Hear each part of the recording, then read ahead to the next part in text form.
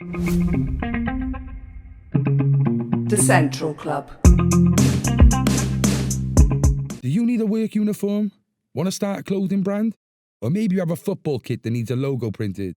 Well, if I was you, I'd get in touch with the Re-Inspire Printing Company down Treforest Industrial Estate for the finest printing and embroidery in Wales. I use them for my custom-made mankini, but you could use them for t-shirts, hats, hoodies, and many, many other things. Do you paint houses? Fancy yourself as a bit of a handyman? Well, if I was you, I'd get yourself down to S&M Building Supplies near Victoria Park, Cowbridge Road East. We use them to paint up the Central Club, and it's looking fresh. But you can use them for tools, decking, sand, cement, and many, many other things. What's going on, people? Welcome to the Central Club. This episode is brought to you by S&M Decorators and Re-Inspire Printing. On the last episode, we heard about the Cardiff Five that were charged with the murder of Lynette White. John Actie, who sat here last week, and his cousin Ronnie were both acquitted after serving 2 years on remand. This left the Cardiff Three sentenced to life in prison with the murder charge. It's sad to say that out of the Cardiff Three, one have now passed away with another living in London, and this leaves us with one left in Cardiff to tell his version of the events. Today we have that man down here. His name is Tony Paris. Welcome on, Tony. Welcome. Thank you. You okay? Yeah.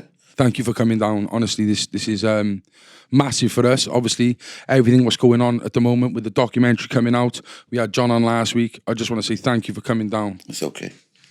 Like, we've all seen the interview, the Killing in Tiger Bay documentary, and quite frankly, it makes me feel embarrassed to know that we had a police service like that in our city and community. And the first thing that comes to mind to me is that you do not fit the bill of a murderer. You just don't. No. And what I want to do is, as an opening question, I want to take it back and I want to try and find out who a young Tony Paris was growing up in Butetown. I'm going to take you back a second because the reality is, right, John and Ronnie and the rest of them was them.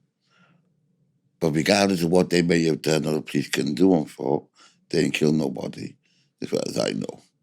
So none of us fits the bill of a murderer. No, Fits the bill as what they did individually to certain little things. Like I used to be a shoplifter. I used to shoplift in my community, and they would do what they would do. But because they had a name, too many people was too quick to jump on them because of their name, right? Which you could understand why people would be like that, because some people, they're frightened or they're hating on people because they may have done this to them or done that to them. But it doesn't make you a murderer.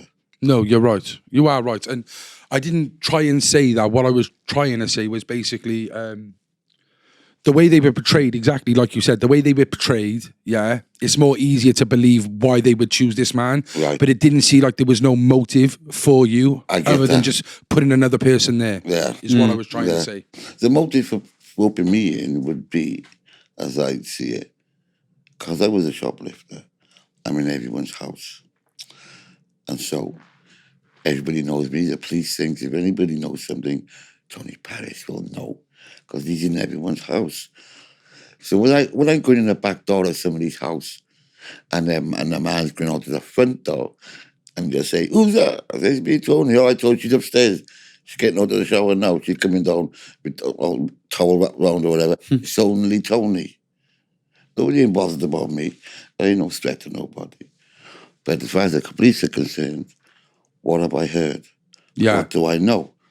Now, the reason I think that is because the police thought the information for what happened to Lynette is in the community and no one's talking. So they rounded up 5 individuals, 5 families, big families.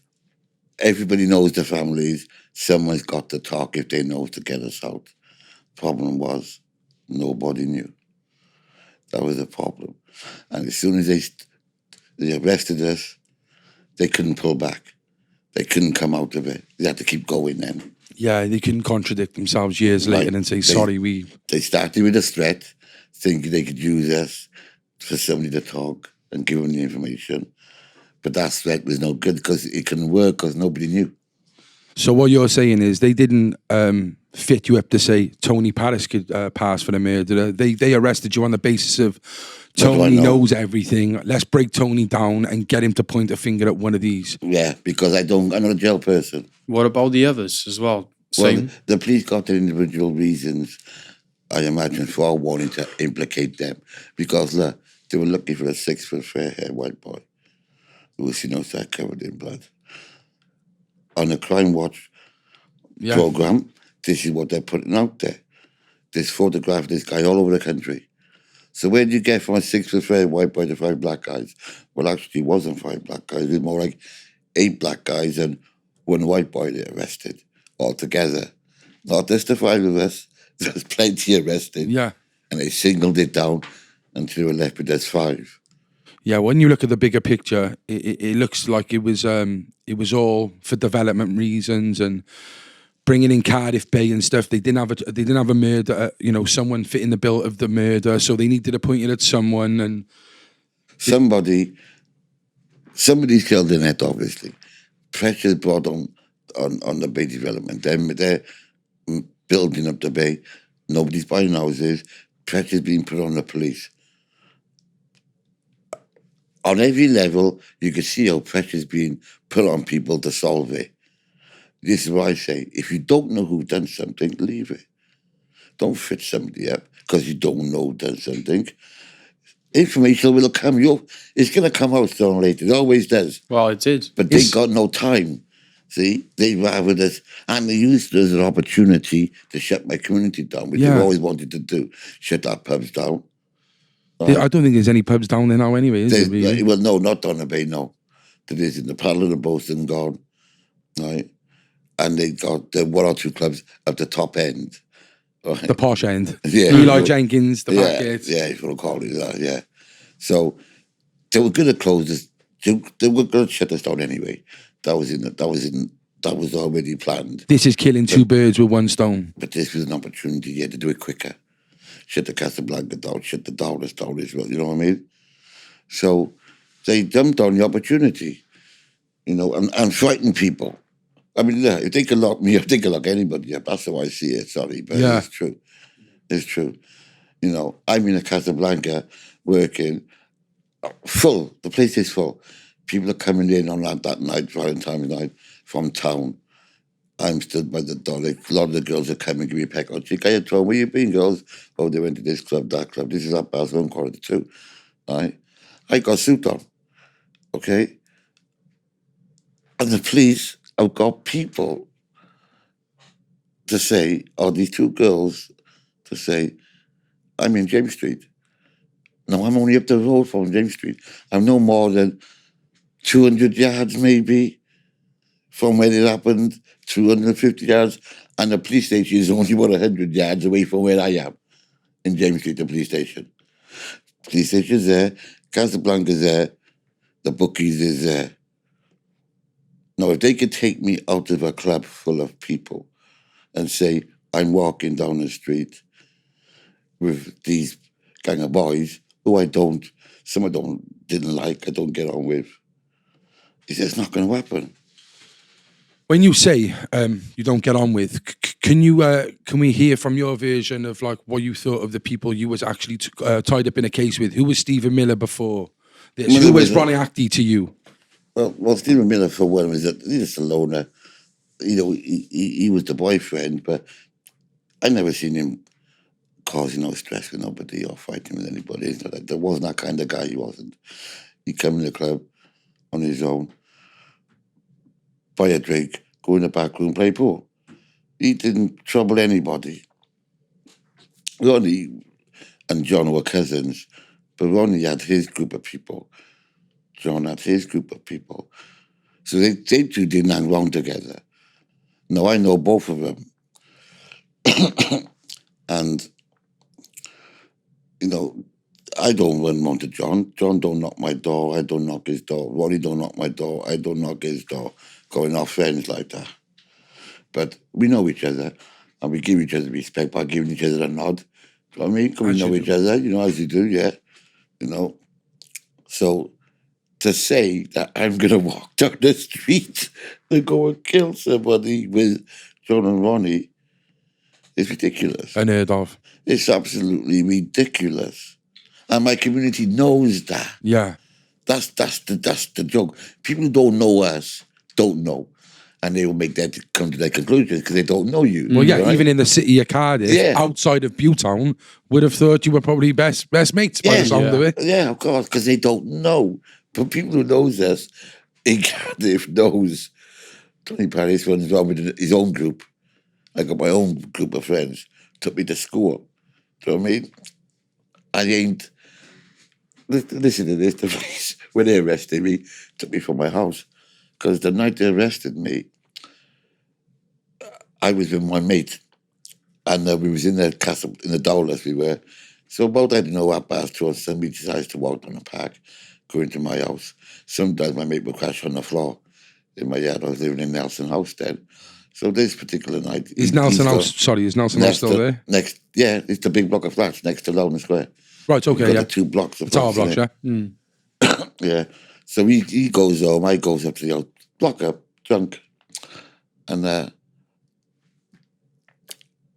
hours have gone by, and I hear my door banging, innit?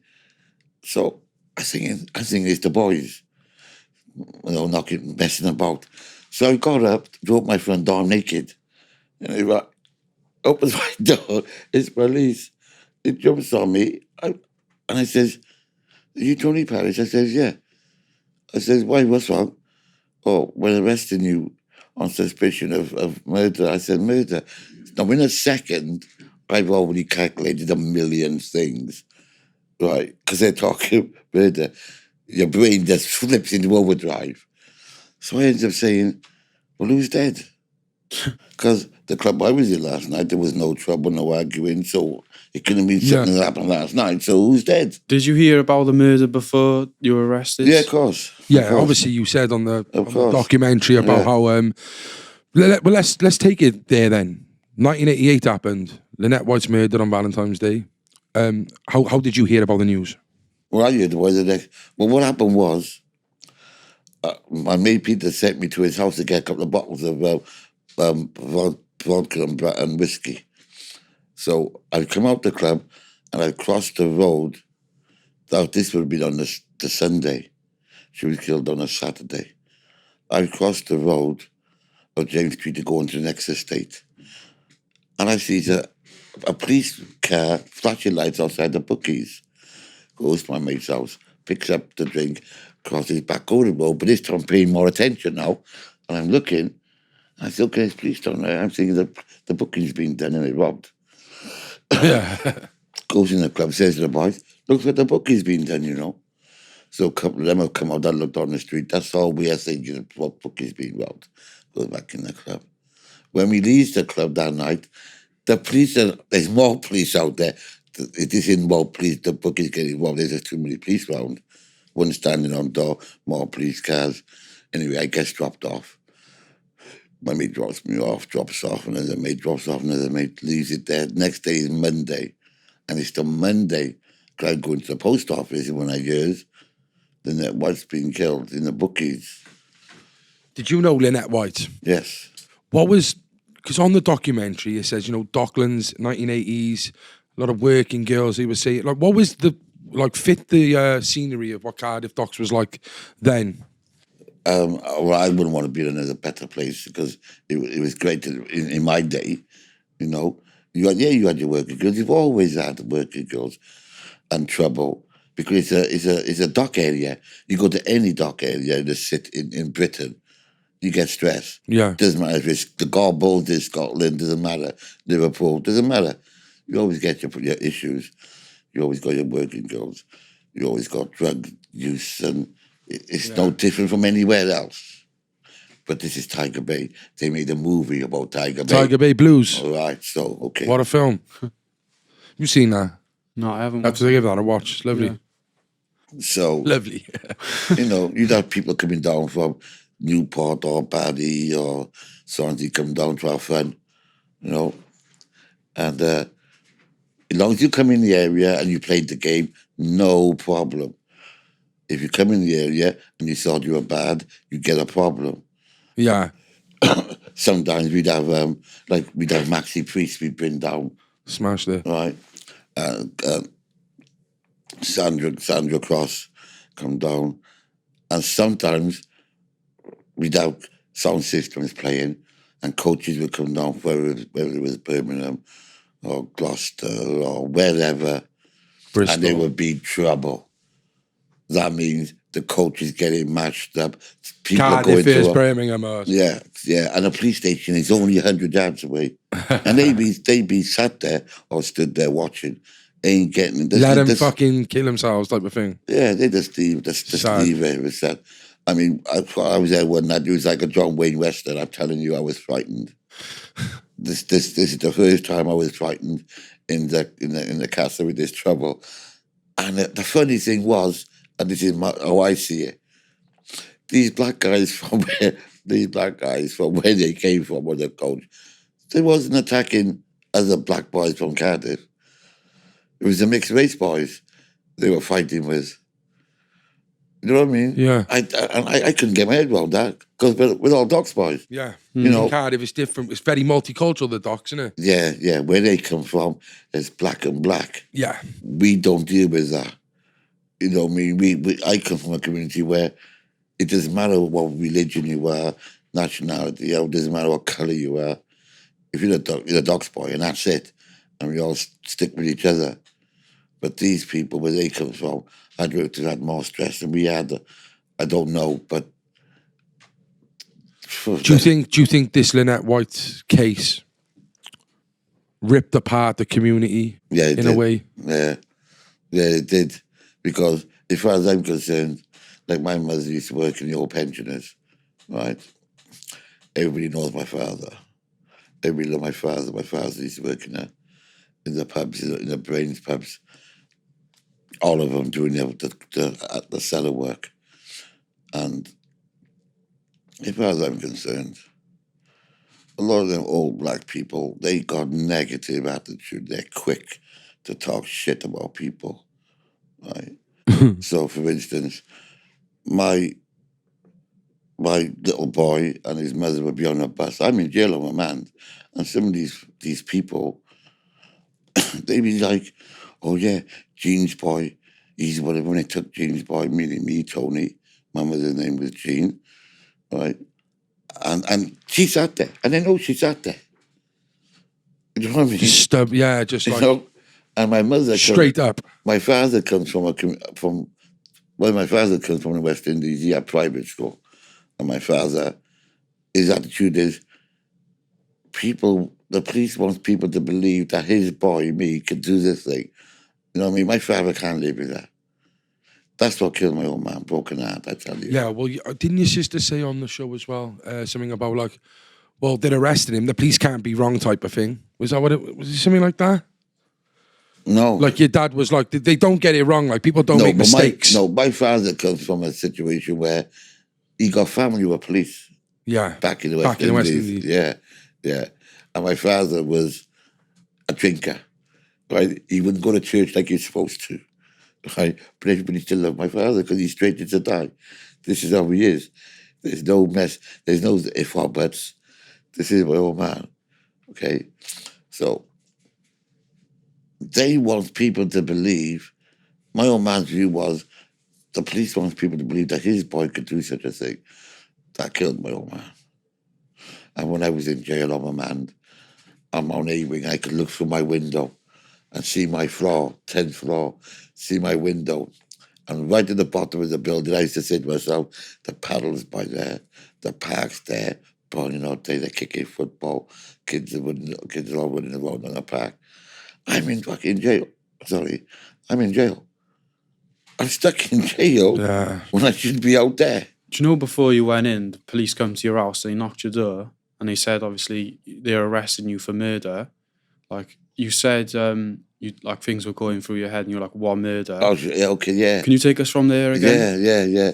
Well, like I'm naked opening my door. I just flung my door open, thinking it's the boys, British police. Jump on me, back me up against the wall. We're arresting you on suspicion of murder. Who's dead? Lynette White. I said, okay, you fucking joking. I said, okay, let's get down to the police station and sort it out. Because I'm thinking I'm going to be down there An hour. An hour maybe, and I'll be back out.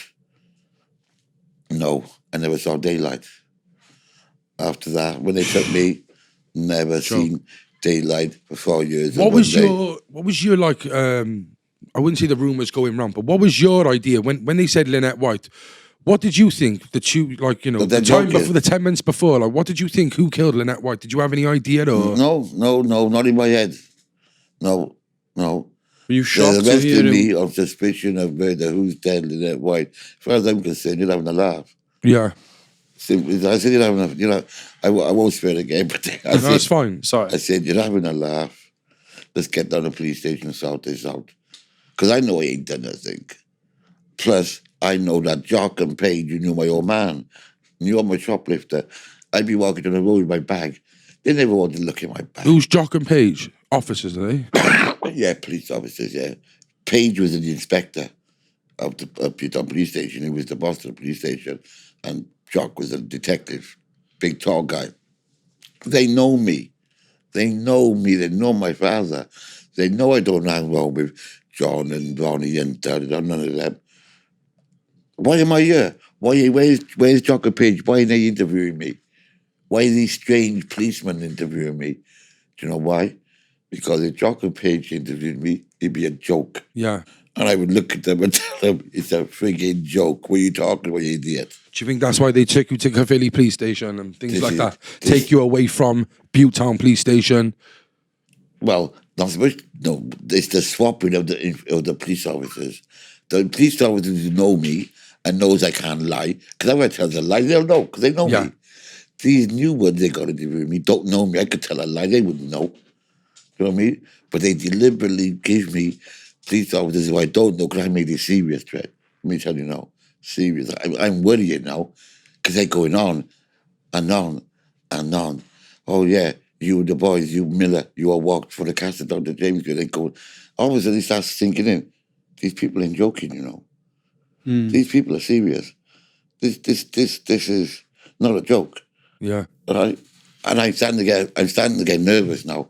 Then a copper comes in and shows a picture of Lynette on the table. How did you feel when you were shown the pictures of Lynette Oh, White murdered? Well, I when they threw the picture on the table of her, right, the slab in it, right? I just flung it off the table. I didn't even look at it. I must have a second. Well, As with they these put it close-up on- pictures, it's not like the ones they see where it's just like they were showing you like wounds and stuff. Were This they? this is where she's post-mortem photo, right? Chucked it on the table. Once I realised what it is, I was lying on the floor off the table. I said, well, I don't want to see that. You think I want to stand in my head? So what are you showing me that for? You knows her. If you know you've done this to her, you're supposed to, say, and, we got evidence and information that you and the other boys, Acty and Della and Ronnie, killed her. I'm saying, I don't give a fuck who said what, but I wasn't there. Nothing to do with me. Was there ever times when they were persistently like pushing you, like you said on the documentary, you were banging the table?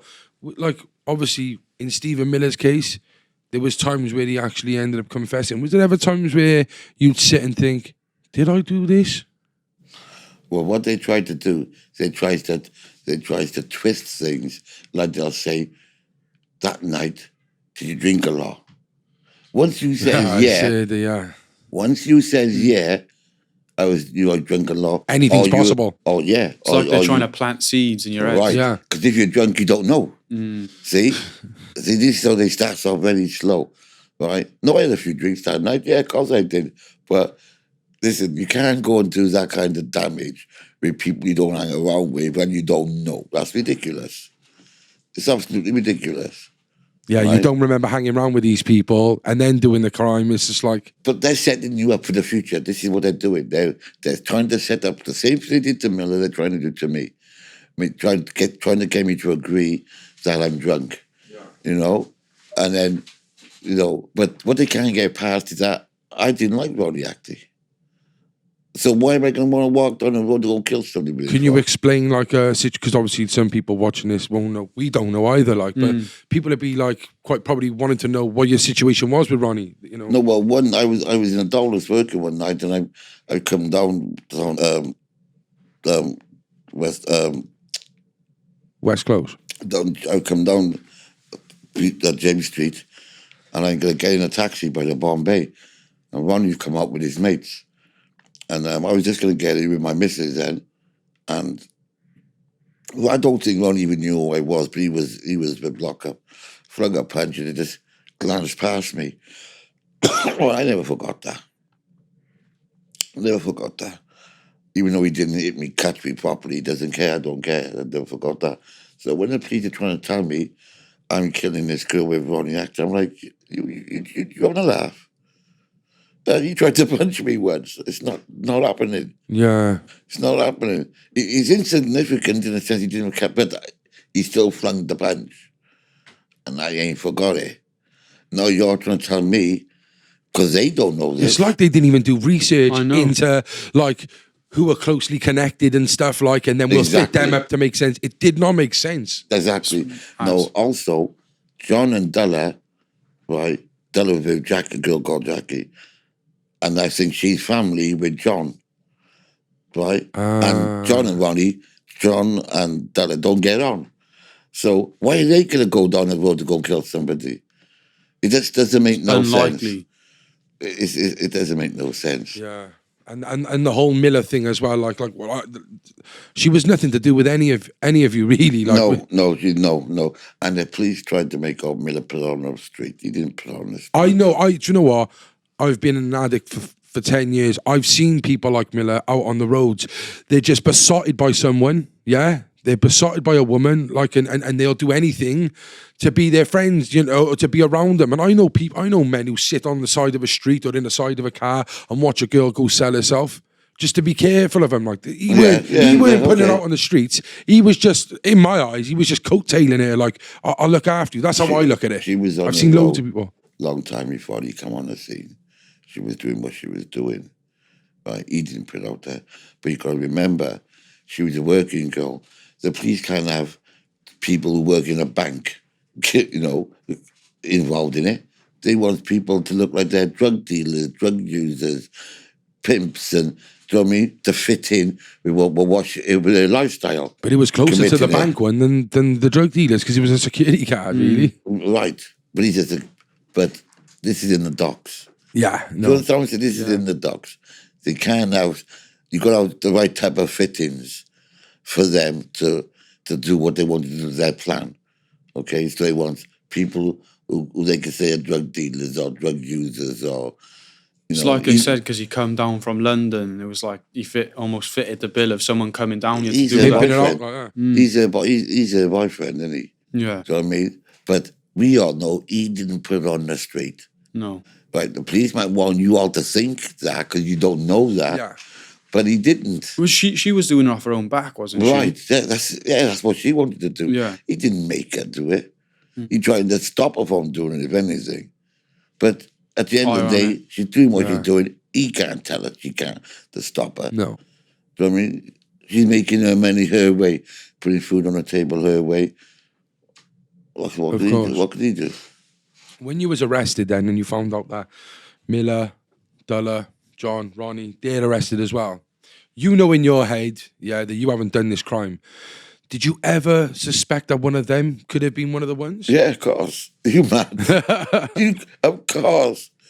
When we were arrested and put on remand, there came a time when our statements started to come in. Now, the statement I made about not liking Ronnie started to affect my brain. I was thinking, no, Ronnie's going to see this. That I said I didn't like it because he tried to punch me. Well, he's not going to like it. He's not going to like it. Remember that. Do you think in his eyes, you was trying to put it on him? No.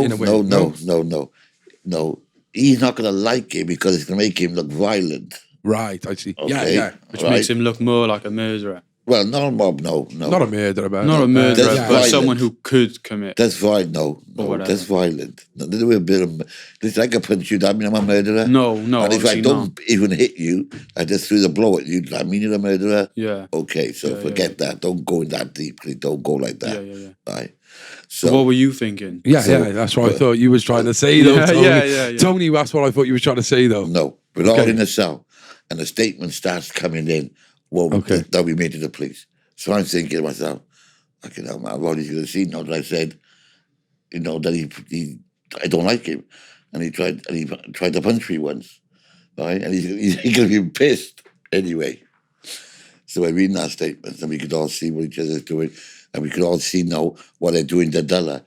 And that's the first time we can realise what Miller, what they're doing to him, because we can read tape by tape how they're pushing him, how they're leading him. Wasn't it something like 19 tapes? I think it was 19 tapes. 13 interviews, like 19 hours, I think it was it? 19 taped interviews. 90 against I think. Stephen. I know, 5 days, 19 hours interview, 13 interviews, 19 hours. I think I did 19 9. hours of interview, 13 interviews, 5 days. Okay, I did a few. All right. So, anyway, as far as I'm concerned, I'm saying to the police when they're interviewing me, I don't care where they were. They wasn't with me. So if you're trying to tell me that they were there, that's up to them. But they ain't there with me because I'm not there. That's in my interviews. No one in Cardiff on remand, all sitting in the cell reading the interviews, right? So when I said what I said about Ronnie, we had the legal interview then that day. So Ronnie's gone and said, like, to his legal people, well, Tony says this about blah, blah, blah. So Ronnie's people says, what are you moaning about? He couldn't have said anything any better. He's trying to show you people he doesn't even want to walk down the road You don't with chill you. together. So why is he going to want to go and kill somebody with you? Yeah. Do you know what I mean? So when he comes to his senses and he can see that. Did you ever You know get what I mean? time to speak to Ronnie and that? Yeah, So- we'd be in the cell. And when we walk out the cell, we talk about him. Right? I walk out the cell, they talk about me. It was that like It's serious, Jenny. Did you all of you is- kind of like, well, I wonder if he done it. Or I Yeah, wonder this if he is done not a it. joke, Trent. wow. I don't hang around with you three there, but we're all have been accused of this thing. Now I know I'm not with you three that night. I don't know what you did.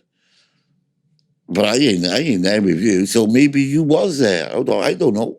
Maybe you was there. Yeah. All I know is I wasn't there.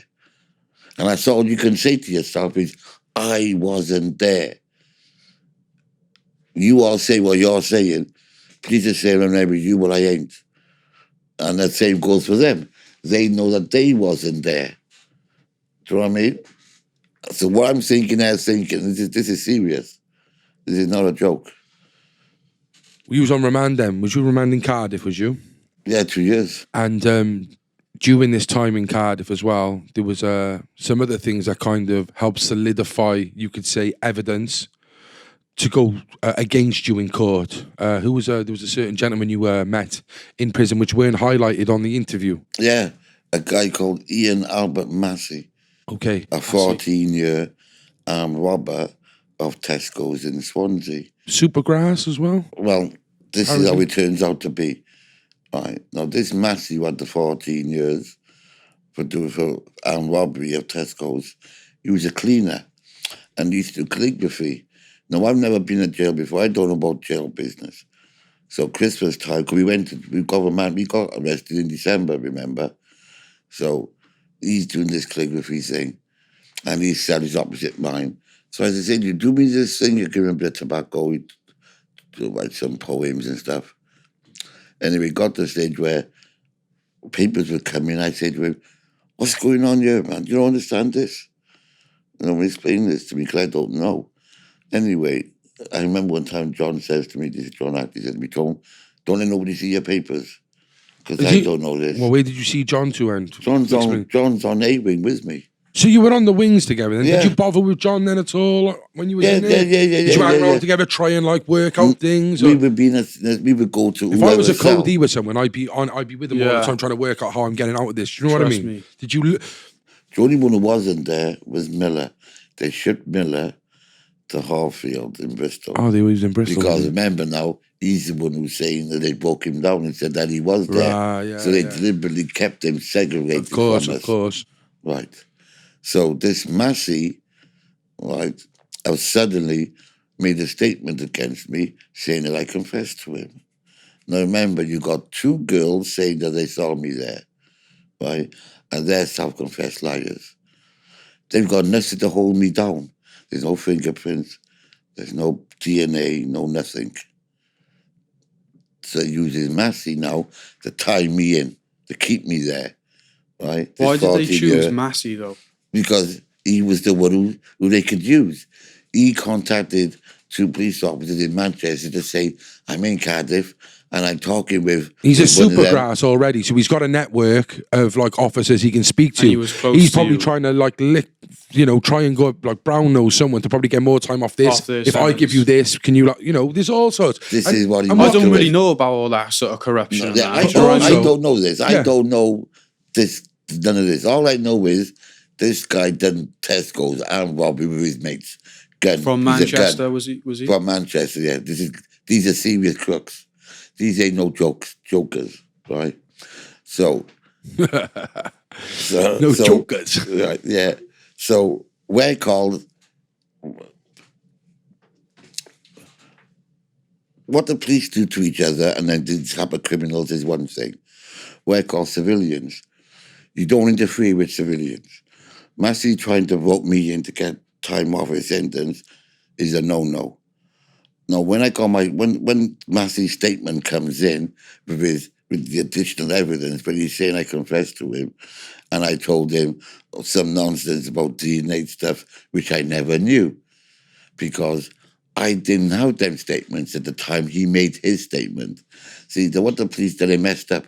They should have waited until after I got certain documents. At least they could have said, well, I had the documents in, but I didn't. Right? So they moved too quick. Right? So Massey made this statement trying to implicate me, to hold me down. Right? These coppers from Manchester would come down. Cardiff police would go up there and they would do their talking. They take Massey out of Cardiff up to Manchester. Now, my statement, the statement Massey made, found his way to Gartree, where Della was and Massey's co-defendants was, right? So Massey... Della was in Gartree? Yeah, this is after he got convicted now. I was going to say... Right? What was in the statement Massey made that implicated you? Well, when he says that they found blood in my pocket, in my burgundy coat. Well, I didn't have my burgundy jacket on. I must have told him I had a burgundy jacket or something. How do they... I don't get how they... How do they know you had that jacket? Yeah. No, when the police took all our clothes, they said to me, what jacket do I normally wear? And I would say, my burgundy, I only wore a burgundy leather jacket. Right? Anyway, what they've done is they took my burgundy leather coat now back out to the storage and they shredded it, give it back to the forensic people, and they put it in strips, right? Looking for this blood. Now remember the damage that was done to her and the amount of blood that would be everywhere. One pin drop, a pinhead of drop, is not going to suddenly come out of nowhere and fall deep inside my pocket, touching the sides and falling into my pocket, right? So in the end, they said, I come off my fingernail, right? This little drop of... There was blood, though, was there? At time, yeah. But they tried to use that my against blood. you. It's my blood. But they ended up saying blood. But it's my blood off my fingernail. It's a pinprick that was in the corner of my pocket. The place is saturated in blood. A pinprick ain't going to fall in my pocket. Come on, behave yourself. Ridiculous. Right? So, Massey's saying this type of nonsense. Here's the question. How could I tell him certain forensic information if I don't know it? if I didn't have the papers to say it. Do you think the police have gone to him and said this is... They told him, obviously. How would he know? Yeah. He wouldn't know. And And I can't tell him. What, I so can't tell him. Yeah, so I can't tell him this information. You don't know. was So there he things you doesn't did? know. Was there things you did tell him? Because you obviously trusted him at a moment for him to read like Look, some of your depths or even the papers. The police knows me. They have filled him in on certain bits of information. Yeah. But the real bits of information, the forensic stuff, I don't know myself because he hadn't come into jail. Our papers haven't come in. So I can't tell him, right? The police, it's obvious, have told him this bit of information. He makes his statement. Let's say it's today's Sunday. He makes a statement. And then let's say next Thursday, the statement comes in, and there it is. But he's only made this 4 days earlier. So I couldn't have told him because I didn't know who told him then. Yeah. Okay? He was finished anyway. He was necessary. They only used him to hold me down. It's just another, like you said, another nail in the coffin to try and keep you down. Right, that's all he was. Because when his statement got to Cardiff, where his boys was, they were all there prepared to make statements for me. This is his own members of his own friends. And I thank you for it, boys. Thank you. Respect. Right, respect. Yeah. Right. His missus was going to make statements, was there to make statements for me. Right. A copper called Jed Corley, who was accused by Massey at some stage for giving them guns to do robberies. Right. Wow. No, none of this I hardly know about. They didn't want to tell me. My own barrister had to go to London, be locked in a room, read statements about this Massey, but couldn't come back and tell me. I don't know what this guy was into. I don't know. Yeah. I still don't know. Right? Even when I went to court to give evidence against the police up in Swansea, right, when we had them charged, the defense prosecutor, he was so not real. I'm with my father-in-law, right? They called me into the room, said, "This past be over with you." So he stays there, they takes me in this room, and the prosecuting barrister, and the QC, got me in this room, and they says to me, "When we interviewed you, Tony, when you're giving your evidence, we don't want you to mention Massey." I said, "What are you talking about? I got to mention Massey." He said, "I confessed to him. We got to sort that out." No, we don't need to mention him. Right? No, the barrister is writing everything down. Everything I'm saying and what the QC is saying is been written down. Right? And they don't want me to mention Massey, but I didn't care. I deliberately mentioned Massey anyway. You know? And one other thing, Massey. Yeah, I deliberately brought him into the equation because he's a thief and a criminal. You should know what's he trying to do? Yeah, he wants to use me to get time off his sentence. Obviously. Well, his boys wasn't having it. His mates, who he didn't know Robbie was, they staunch people. They wasn't having Fair it. play. They wasn't. Fair play, yeah. All right then. So obviously, yeah. And then I heard that they found his brother dead in the street a couple of years ago. But it's the wrong Massey, as far as I can think. I don't know his brother. Okay then. So obviously, this is the Cardiff 5 going on. Let's go on about the actual the sentencing. How did it define from Cardiff 5 to Cardiff 3? They come down the line. And the funny thing was, John and Ronnie, who you could consider as being the worst two, and I suppose they didn't mind me saying that, right? Because it doesn't even come from them, right? They got a name. Well, no, their fathers and that was tough men, fight with police, okay, beat the police back in the day and all that, right? So police don't like them, don't like the actors because they stand their ground. That's all it's about. It ain't about much more than that. They would stand their ground. Their fathers were tough. It automatically falls on their sentence and they grow up with this name from their dads and they gotta be tough, okay? So, as far as I'm concerned, to rope them in, to me, would be obvious they're going to rope them in because they just don't like him. You know, and roping in Della, they can never catch him. They can never catch him. How did you feel then when Tony and Ronnie were acquitted? I was vexed. Well, first of all, when I let them two go, because I came after them. You're thinking you're walking. No. I can't remember. It goes so long ago.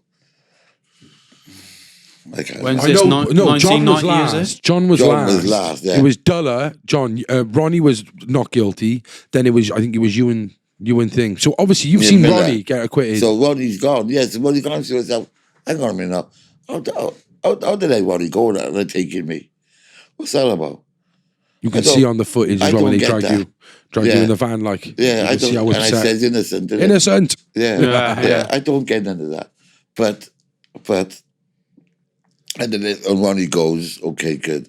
But then when you analyse the situation, the judge deliberately told the jury that whatever Miller says in the police station in his taped interviews is legally not evidence against us.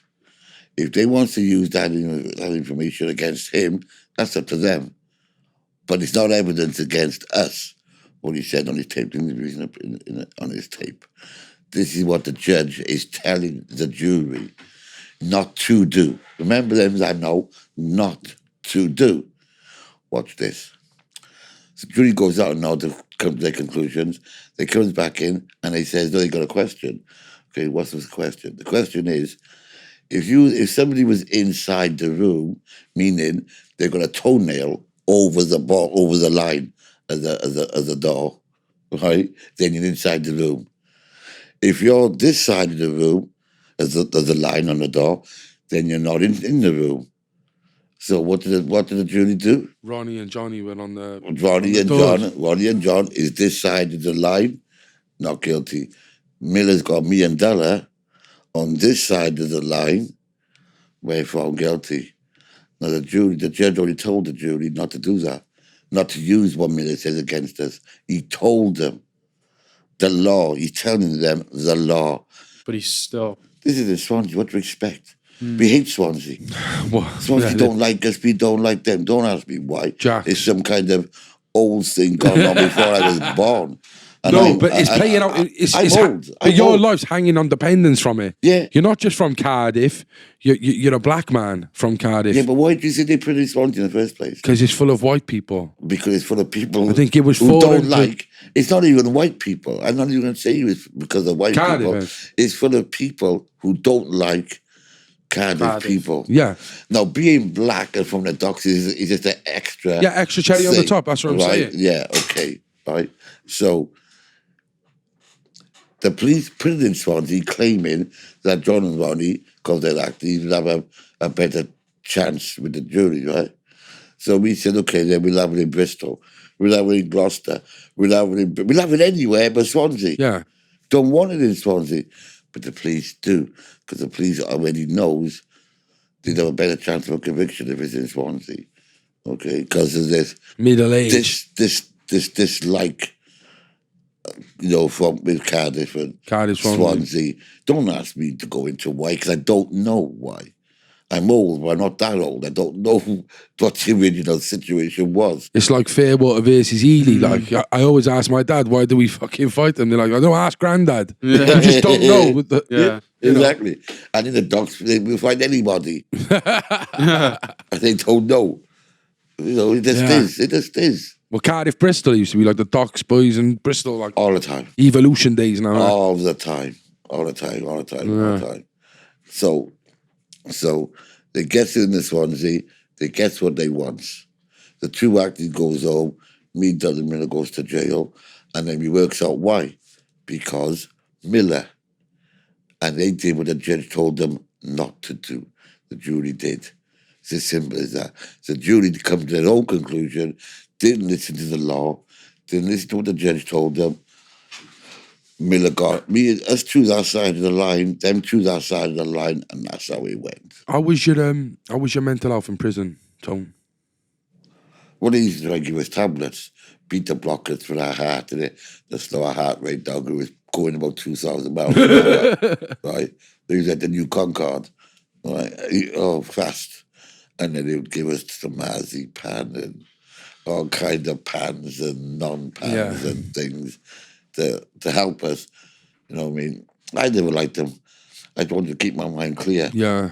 You You know want what to I be on the ball. Because obviously leading on to this when you was in prison, you obviously had your brother, Lloydie, and Abdullahi's brother, Malik.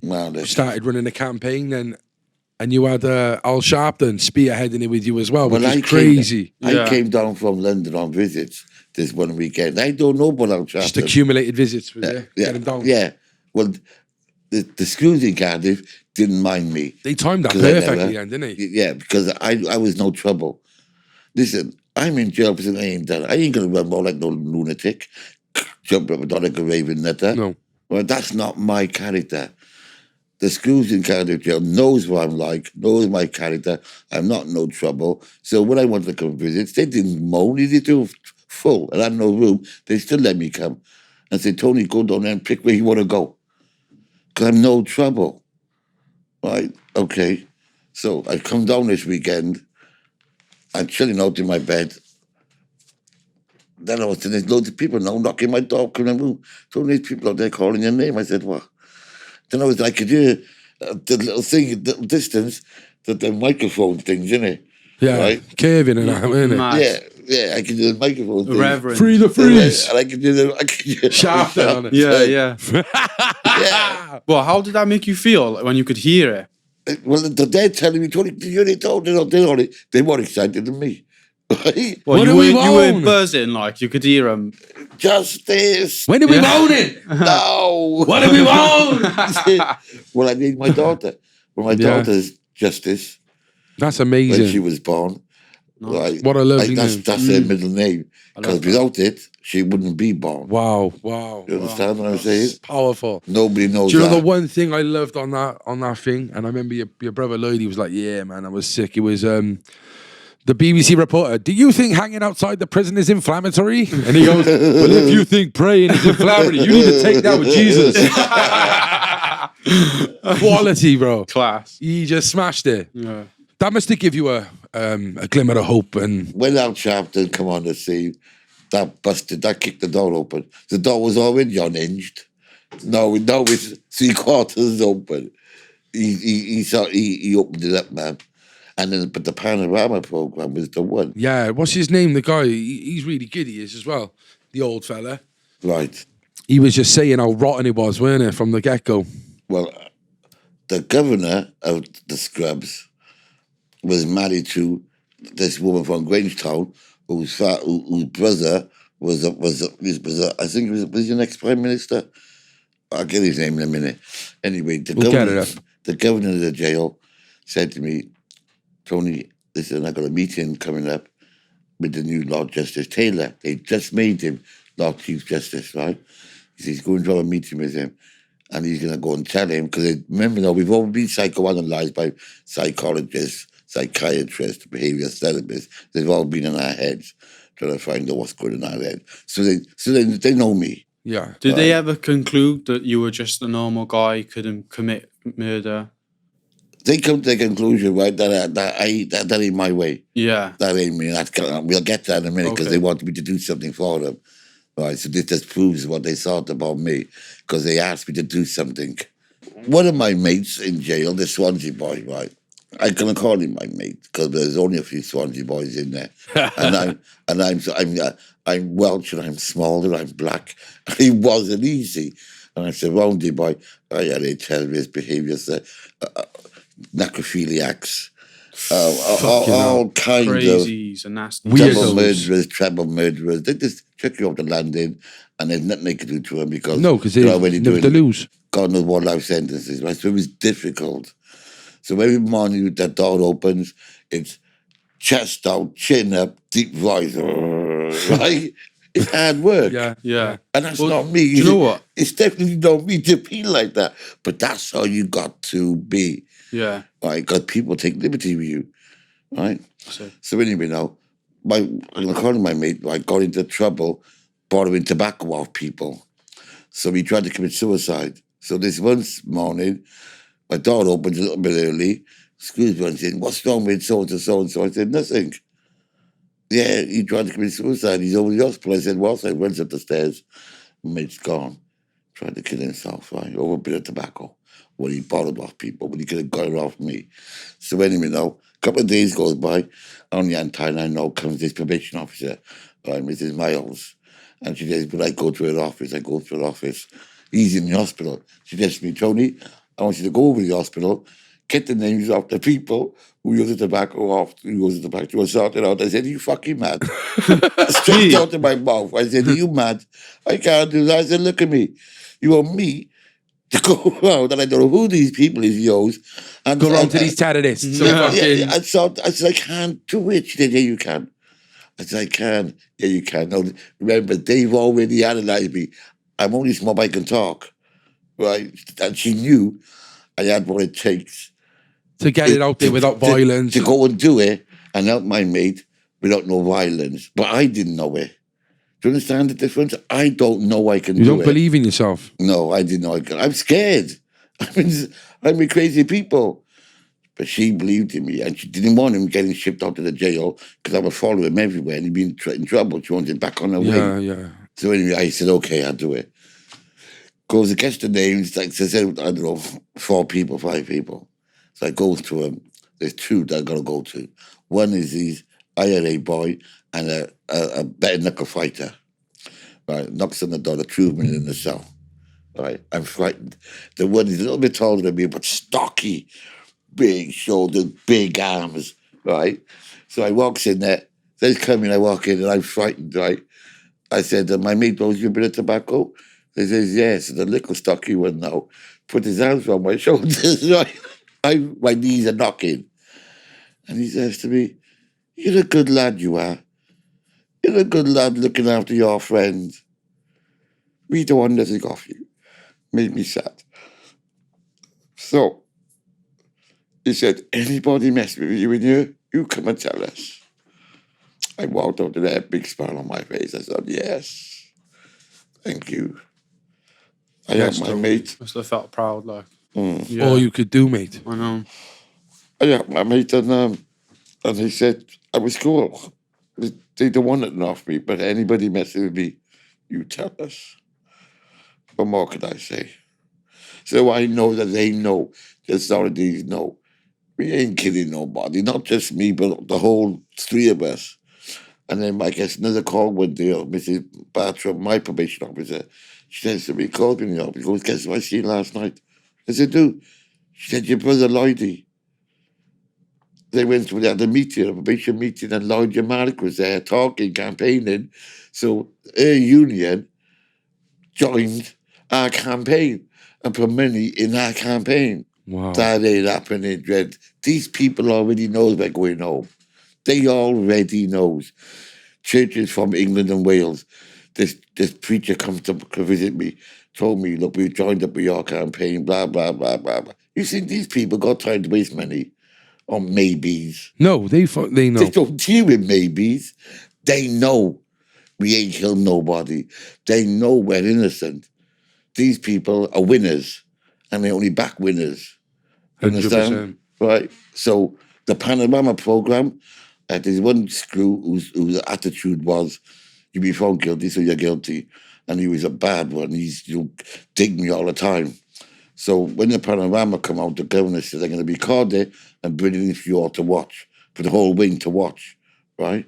So the next morning, when my door opens, it's the same screw who I don't like, right? He opened the door, he comes and says, Paris, what are you doing in here? He says, what are you doing in here? I said, I told you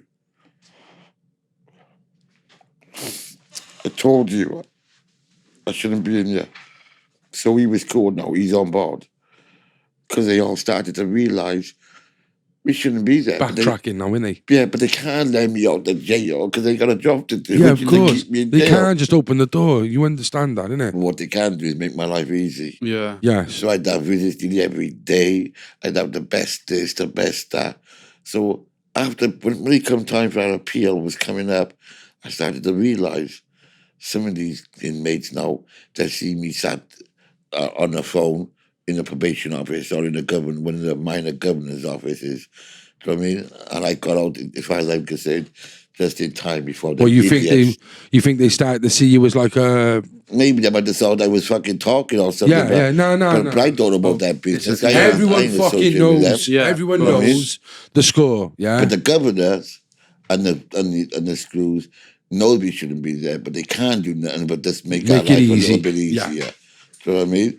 But to the inmate, they don't see that. No, of course. They Of see course. So they just something see you else. getting nice. Yeah, yeah. and You're then jealous, no. isn't it? Yeah, Yeah. they're not getting no phone calls like I get them every day. Why should he?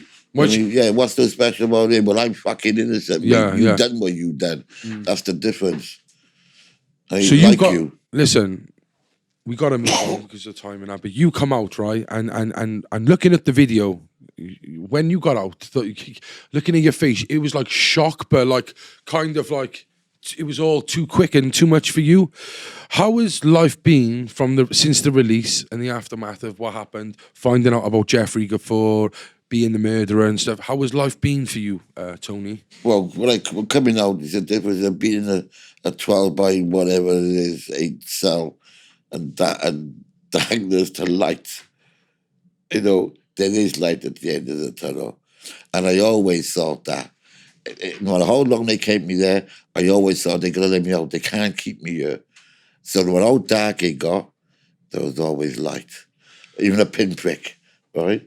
And so when you see me, my eyes are wide open and scared, and like look scary-ish. Yeah, it was scary. People grabbing you, pulling you. Yeah. How were you dealing know. with that? Like, what did you do to deal with it? Well, I got family, haven't I? Some people ain't got family. You got a big family. Yeah, You got a so- good family. Yeah, that's what that helps. And I can remember when I was home in Europe with the ex-missus, right, with the missus, I would deliberately go in the spare room. There's a telly in there, but I would sit there with the door shut, sit on the end of the bed. Just sit there for Feel like you're in a hours. cell. And then she'd come and say, what are you doing? Open the door, come in. I said, okay. Then I get up and walk out like she just screw open the door. But no, it's know what I funny, mean? but it is like that's what it's Yeah. like. Sometimes it's like comforting to do institutionalized things, and it's daft. We don't know why we do it, but it happens, don't it, to people? And I can't imagine what you went through, Tone. What, Really? like, obviously, the police made a public apology when Jeffrey was announced as the murderer. Was it any they apologetic apologetic? tendencies or anything when you first came out, though, or were people still stigmatizing you as he could Still have done it? stigmatizing, still stigmatizing. It's only when it did get Gafford and you got an apology from even Gafford apologized. Which really, okay, so Gafford apologizes, okay. But listen, he did what he did, right? This is my view. He did what he did and nobody's caught. So he don't hand himself in, right? He did what he did, don't hand himself in. And he ruins his more nobody- lives. No, that's all I'm saying. He kills Lynette, don't hand himself in. We're not charged yet, we're not arrested, we're not convicted. She's dead. Don't hand himself in. I suppose in some way you can dig that, you can understand that, you don't hand himself in. But as soon as people gets charged and gets convicted, that's the time when, if anything, you got to hand yourself in. Because now you got people doing your jail now. Yeah. You know what I mean? I could have committed suicide. I felt that. I just felt I'd been there. You know, if I committed suicide, then my brother don't have to run around the country. When he got a wife and kids to deal with. You know what I mean? Because that's what he spent his time. My mother went to my brother's house and my father said to my brother, "Go and get my son out of jail." So he had to go and do your It told. was his duty. Yeah, so he had to leave his wife and kids and run around with Malik and get me out of jail. You know what I mean? Yeah, you got. There's no question. Do you feel like the South Wales police are still racial profiling? But what I do think is there's a lot of young police officers who ain't happy with them old ones because it's making their life difficult. Let's put it like that. I go to work. Listen, I take people as I find them. Police officers or not. That's just me. Do you know what I mean? Even if the police do courses, and I had one senior police officer ask me would I help her, this policewoman, in her car. Well, of course I would. Why wouldn't I? I don't care what anybody says. I You don't don't care what hold anybody grudges, says. do you? No, How do you feel about the 12 officers, though? That were I ain't happy with them. And you don't really want to ask me that question. no. Well, I got something here I'm going to read out before. Yeah, it was written by Mal, your good friend by there. Before we go, Tone, it's been a real pleasure speaking to you and hearing your events of what happened. Is there anything you'd like to say to the camera, to the people out there who might be in a similar situation, or just something to inspire people? You know, because you seem like the type of person of no matter what happens to you, you don't hold the grudge. You move on. You just want to be loved and spread positivity by the sounds of it. So, if you've got anything you could say down the camera there. Look for the light. Because there's always light at the end of the tunnel. No matter how dark things get, no matter how much people try to say you've done something when you haven't done it, it will come out. But you have to be strong. And if you got some family around you who are strong, all the better. But it will come out. But too many people sometimes take an easy way out because they'll commit suicide. Like I know somebody who committed suicide and got in jail over something he never done. But he's trying to go into that. But we're going for another day. If I had 10 years with these boys here, I can still not tell you everything about this case. It's too big, it's too much information, too much things going on to get it all out in a little program like this. Okay? But be positive. Do you know what, Tone? That was beautiful, mate. That was Amazing, really yeah. beautiful. And I think, right, do you know what we could do maybe if one day we'd love to get you around again? Maybe if we could get you and I know you and John, you've got a bond. You've got a bond, haven't you? Cool, yeah. Bond for life now. It would be really nice if we could get him to sit round and just. We've never been together, so you'd be This the is only what. one. Yeah, I think this that'd would be breaking. really, really, really good. That'll be new information, newsreel. You only live round the corner. That's it. Could you unlock that for me? I want to read what Mel's got on there for the people. Don't forget, Jeffrey, Ian Massey of Violet Peridum. Yes, I know. I got him. They never get a mention. Never gets a mention. Why is that? I don't know why. They still managed to slip under the net. Well, I'm not going to say nothing about the people you just mentioned, but I do see one of them around. Okay. It's crazy. It's crazy. Well, she worked in a dock, right? And Jock and Paige used to drink where she used to work in the nights when she used to serve behind the bar. None of these people have served justice, basically. No, I know. No, none of them. Do you think they should be looked into again? Yeah. Of course. If I had grounds to open this up again, of course I would. And the police officers who are dead, well, we could find them guilty posthumously. Do you understand? Yeah. Just because they're dead don't matter. Before what I do about read the three? this, There was three as well. They lied, didn't they? In court, were they charged? They were charged as well, weren't they? In 2008, something like that. Police officers. No, there was 12 officers. Oh, and no, three the two girls. Yeah. And the boy. And the boy. you hold no grudges on them either, you said, didn't you? No, they're victims. Okay, so they were manipulated into saying those lies. Oh, definitely. The two girls got their black kids, and they're only youngsters, and the police telling them, they do to black kids in the homes. They can't handle that. Terrorists, gangsters can't handle police interrogations. You know? How do you expect two young kids, two young girls? Right, I'm going to do this before we run out of time, yeah? Right, this is justice time. All retired with full pensions never face justice for their part in the wrongful incarceration of Tony Paris, John Actie, Ron Actie, Yusuf Abdullahi, and Stephen Miller. Chief Inspector Thomas Page, Detective Chief Inspector Graham Mountcher, Superintendent Richard Powell, Police Constable Peter Greenwood, Detective Constable John Seaford, Detective Constable Michael Daniels, Police Constable Paul Jennings, Detective Sergeant Paul Stevens, Violet Perriam, and Ian Albert Massey. Karma, no. I want to thank everyone for listening. Stay central. Stay central.